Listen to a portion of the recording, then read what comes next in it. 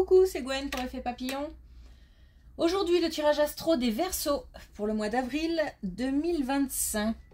C'est une guidance générale. Si vous souhaitez une consultation privée, passez par mon site effetpapillonvoyance.com. Alors, on va commencer avec une carte de l'oracle de la quête spirituelle pour voir si on a un premier message pour les Verseaux pour le mois d'avril 2025.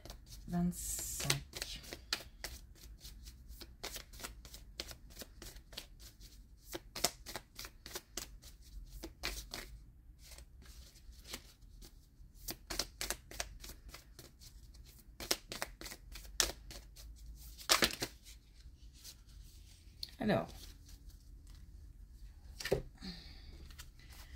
on en a deux. On n'a ni tout noir, ni tout blanc. Donc, on peut avoir des situations peut-être un petit peu pas tranchées, dans l'attente, dans le... peut-être un petit peu dans le doute aussi. Peut-être qu'il manque des informations pour pouvoir prendre une décision. Donc plutôt quelque chose d'assez... j'ai le sentiment que tout est un petit peu mélangé. Ça mériterait de faire un tri. Mais c'est pas simple à faire parce qu'il manque des informations.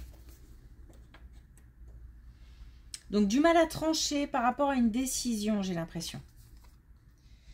Soyez curieux de nature, il faut peut-être aller chercher l'information. Faire preuve d'ouverture. D'ouverture vers des choses qui sortent de la zone de confort, vers des gens qui n'ont pas forcément les mêmes opinions, les mêmes, peut-être même les mêmes valeurs. S'ouvrir et aussi, encore une fois, aller chercher peut-être l'information.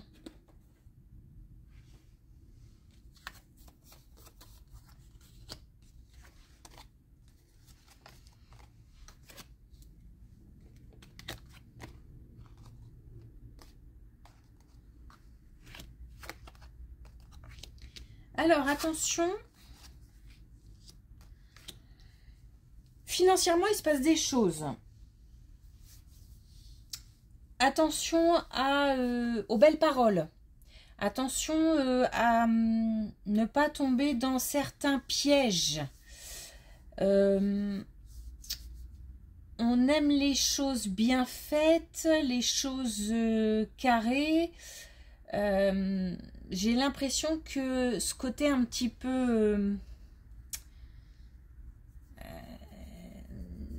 manque un petit peu de souplesse, fait qu'on pourrait tomber dans quelque chose, dans un piège. Attention parce que ça peut être important. On nous dit que une difficulté se présente, mais que si on ouvre l'œil et si on est vigilant, on peut éviter ce piège, puisque on a la chance. Donc méfiance parce que voilà, il y a peut-être quelque chose qui pourrait piquer. Ça peut être une situation, ça peut être aussi le fait que financièrement on est dépassé des épreuves. On a peut-être que on s'est penché sur des projets, et peut-être qu'on a manqué de moyens financiers, peut-être que on a fait des demandes. Les choses arrivent, les choses vont être surmontées. On a aussi la possibilité d'un coup de pouce, donc c'est important, encore une fois, là aussi, d'ouvrir l'œil pour justement, peut-être parler à la bonne personne, faire la bonne demande. Bon, on nous parle de temps qui passe et on nous parle de quelque chose qui revient après une période difficile financièrement. Donc il se peut aussi que on ait du mal, du coup, pour en revenir à la première situation, qu'on ait du mal à éviter le piège et que il faille faire preuve de patience et ouvrir l'œil pour remonter après une épreuve, après être tombé dans quelque chose, dans un piège. Enfin, dans un piège, j'entends belle parole, donc s'il y a quand même l'idée d'être attiré par quelque chose qui soit ne nous correspond pas parce que peut-être aussi qu'on fait confiance à quelqu'un en particulier et qu'on manque un peu d'ouverture. J'ai l'impression qu'il y a quelque chose comme ça d'assez serré, qui fait d'assez restreint, d'assez comme si on ne comptait que sur quelqu'un, alors qu'en fait il y a d'autres possibilités.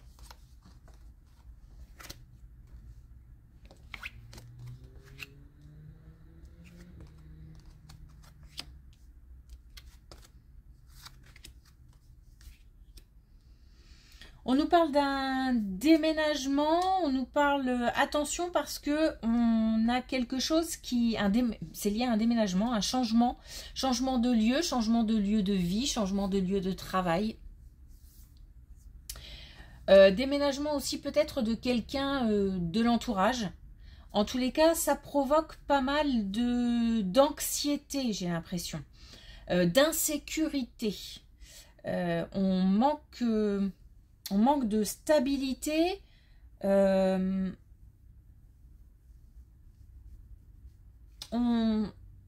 a j'ai l'impression qu'on ne voit que les inconvénients ou que les défauts ou que les problèmes. Mais peut-être parce qu'on a la tête dedans, on a le nez dedans, c'est compliqué de sortir la tête de l'eau quand on est vraiment plongé dans quelque chose, dans un projet, dans un déménagement. Hein.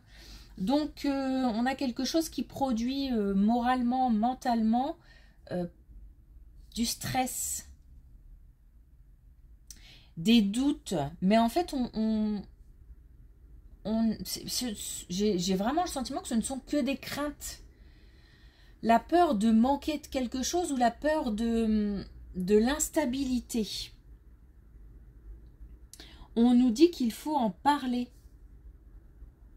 Il y a certainement des gens autour qui ont des solutions par rapport à certains problèmes.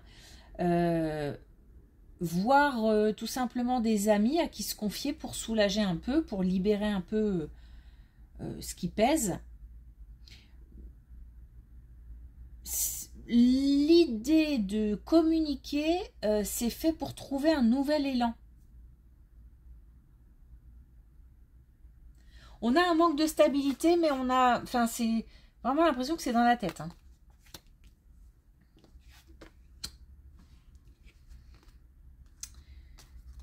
Alors, eh ben, là où on peut trouver du soutien, de l'aide, du renfort, c'est au niveau de la famille. J'ai l'impression qu'il y a quand même une période un peu compliquée, un peu déstabilisante, surtout moralement parlant. Alors, c'est peut-être aussi beaucoup de fatigue accumulée. Le soutien, il est dans la famille, il est dans les proches, famille, mais ça peut être aussi amis très proches. On a un lien, en tous les cas, quelqu'un qui est là depuis longtemps et qui... Il y a un lien fort avec quelqu'un sur qui on peut compter et à qui on peut se confier. Et on a comme ça quelqu'un qui va pouvoir aider à relever un peu... relever la tête, un peu... comment dire... ouais, bah, donner un nouvel élan, donner une impulsion, rassurer. Mais aussi, le fait de pouvoir parler, ça permet quand même de lâcher prise. Par contre, il s'agit vraiment de quelqu'un de confiance. Parce que la difficulté, elle est là, elle est que trouver quelqu'un de confiance, j'ai l'impression que c'est pas toujours facile. Et que là, dans cette situation-là, éventuellement, on parlerait bien, on exposerait bien ses difficultés ou son coup de blues. Mais... en parler à qui, ça a l'air compliqué. Donc on nous dit que c'est au sein de la famille ou de l'entourage proche, un ami.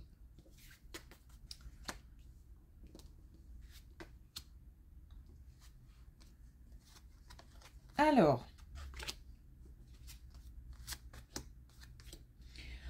on a une décision, on a quelque chose qui tombe. On a quelque chose peut-être en lien avec...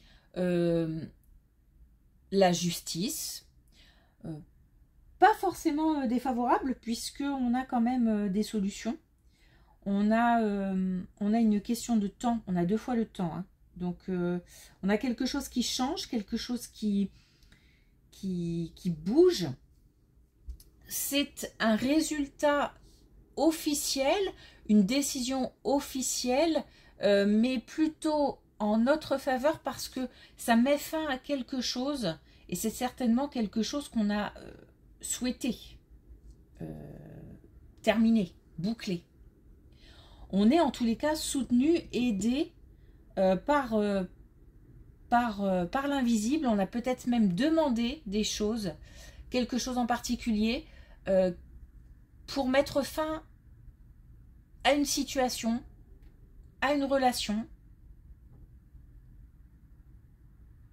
Il y a vraiment quelque chose là qui tombe. Et encore une fois, c'est une question de temps, mais comme si plutôt c'était le bon moment.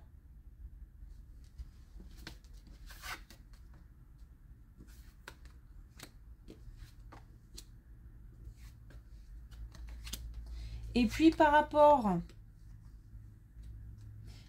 pas mal de spiritualité, pas mal de connexion avec l'invisible. Donc il faut aussi, on peut compter là-dessus aussi comme soutien, comme renfort.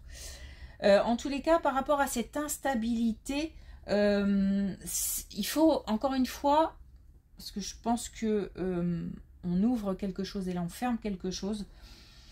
On a en ouvrant l'œil, en étant vigilant, en observant, en regardant autour de soi, en s'ouvrant, on a la possibilité de retrouver un équilibre. De ne pas...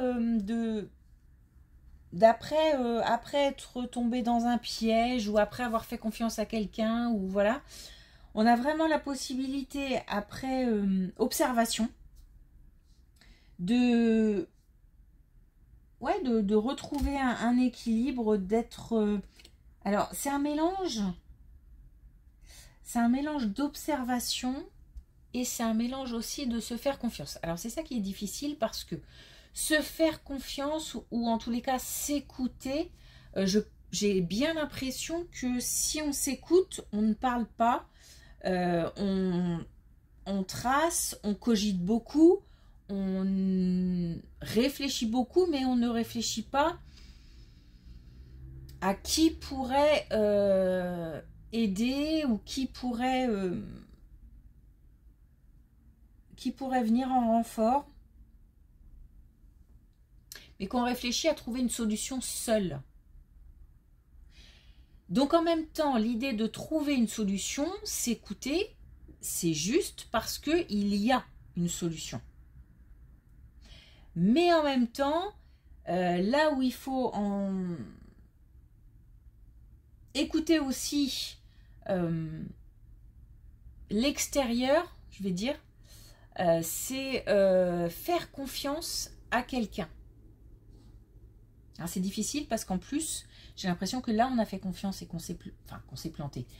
Qu'on a le sentiment de s'être trompé, qu'on regrette d'avoir fait confiance. Le problème, c'est qu'il ne faut pas fermer la confiance, puisque là, on a quelqu'un qui peut soutenir, qui peut aider, qui peut guider, qui peut trouver des solutions. Des solutions, il y en a. Donc, on ne termine pas sur quelque chose de... On ne reste pas sur cette instabilité. Hein. Même là, on nous dit qu'on ne reste pas sur cette instabilité. Donc, mais il y a quand même des conseils à suivre, observation et ouverture. Et s'écouter aussi. Non, c'est pas là. C'est là. Donc, quelques petites difficultés, quelques petites baisses de morale, mais des solutions, des aides. Je pense qu'on peut aussi... c'est là, encore une fois, où c'est difficile, c'est parce que on peut compter sur son entourage. Mais en même temps, comme on s'est fait avoir, j'ai l'impression, on a tendance à se renfermer un petit peu. Or, c'est pas ce qu'il faut faire. Il faut rester ouvert. Alors, est-ce qu'on a un dernier message avec la connexion avec tes guides? Justement. On peut lâcher prise aussi, hein, s'en remettre un petit peu. On veut tout contrôler tout le temps, j'ai l'impression. Hein, manque un peu de souplesse. Hein, tout est très... Et c'est normal. Hein, je pense que c'est assez humain, ça, de vouloir tout comme ça. Tout contrôler, tout... Mais...